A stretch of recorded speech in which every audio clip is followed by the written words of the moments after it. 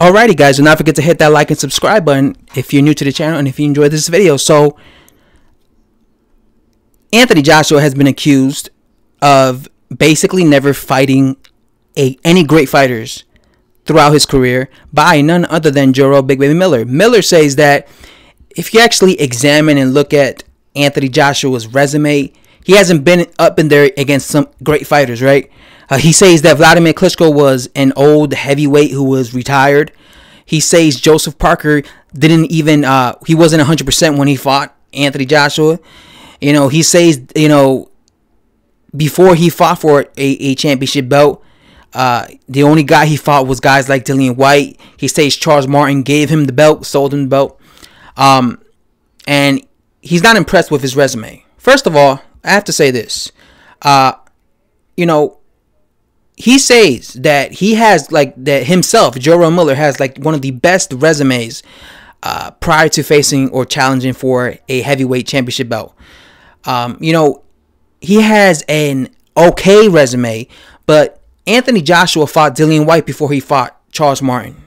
Dillian White right now would be a champion if Anthony Joshua or Deontay Wilder weren't around. That's how good he is. So that right there earns him a position to fight for a world championship belt because he fought Dillian White. Okay, Dillian White is better than anybody that Jarrell Miller has ever fought. Anybody.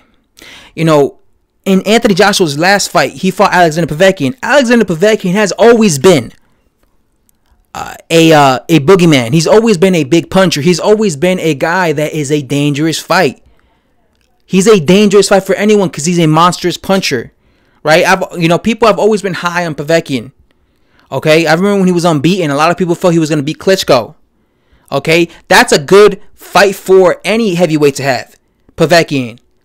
To have him in your resume because, like I said, he was a former champion, a WBA champion, and he was always a guy who was a threat. He was a big puncher. He was knocking out guys left from right. Before that, he fought Carlos Takam. Carlos Takam is another guy that, you know, Takam, I would look at him like maybe a top 15 heavyweight. But Carlos Takam is a guy that, to be honest with you, AJ should have been fighting him at this very moment just because he has like 22 fights. Or he had like 21, 22 fights when he fought him. That's the time you should be facing someone like a Carlos Takam. You know, because realistically, AJ's just really still a prospect if you think about it. But he's like a veteran now because he started, you know, fighting these tough fights really early on in his career. He fought Vladimir Klitschko. You know, he sounds like a Anthony Joshua hater. They always say that he was old. Listen, at the end of the day, Vladimir Klitschko was still a long-reigning champion. Mike Tyson gets credit for beating, what's his name? Larry Holmes. Larry Holmes was also coming off a 2-year layoff. And Larry Holmes went on to beat guys like Ray Mercer. He went on to still have a few successful fights. Fight guys like Evander Holyfield. Right? So clearly he wasn't shot when he fought Mike Tyson. And he was a former long-reigning champion. I'm telling you right now, had Klitschko not retired after he lost to Anthony Joshua, he would probably still be unbeaten. Because that version of Klitschko who fought Anthony Joshua could beat several heavyweights, several current heavyweights, especially if he would have kept fighting after that. That was like one of the best versions I've ever seen of Vladimir Klitschko. Okay? And stop acting like this guy was 50 years old. He was, what, 40 years old? Was he young? No, but he was a long-reigning champion. Okay? So that's definitely a great fighter to have in your resume, Vladimir Klitschko. Especially when you have, like, I don't know, 19 fights under your belt. You know, he says that Charles Martin gave you know, he fought Dominic Brazil, who, by the way, was unbeaten. Okay? And then he says Charles Martin gave him the belt. Listen, it's not his fault that Charles Martin got dropped in 2 rounds and just refused to get up. That's not his fault. It's not his fault that Charles Martin had no heart because Charles Martin could have gotten up, but he didn't. He stayed down because he was like, you know what, I don't want to get knocked the fuck out against AJ, so I'm just going to sit down and stay down and lay down. It's not AJ's fault that Charles Martin was a weak champion. Just like it's not Mike Tyson's fault that Trevor Berbick was a weak champion. Okay? So and then before that he fought Dillian White. So to say that he has no great fighters, obviously we're gonna have to wait and see what happens in these guys' careers once they're retired. We could go back and examine what Dillian White went on to do in his career. What guys like, you know, Deontay, you know, what guys like, you know, Alexander Povetkin, Joseph Parker, to really examine how good Joshua's resume was.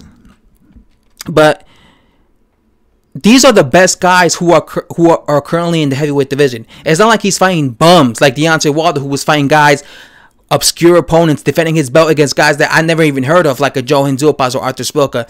These guys are the best guys that are around. At the time, Dillian Whyte was the best guy around. He fought him. Guys like Povetkin, Vladimir Klitschko, Takam, Parker, these were the best guys around. He's already talking about facing. He wanted to face Tyson Fury. He wants to face Deontay Wilder. He's already talking about facing Luis Ortiz if both Deontay Wilder and Tyson Fury don't take the fight after he gets past, or if he gets past Jarrell Miller. He's fighting Jarrell Miller. So for him to say that, you know, this guy hasn't really fought anyone, you know, Jarrell Miller hasn't really fought anyone. This guy has the same amount of fights as Jarrell Miller, yet if you compare both of their resumes, Anthony Joshua has a way better resume than Jarrell Miller. Jarrell Miller will only get respect from people if he actually beats AJ, because that would be looked at as the best guy he ever beaten. And since AJ is perceived as the best heavyweight, then people will start giving Jarrell Miller credit. But yeah, it's ridiculous that he says that, you know, this guy, it doesn't have a good resume. He clearly does. Anyway, guys, that's all to say. Thanks for watching. Hit that like and subscribe button. And I'm out, guys. Bye-bye.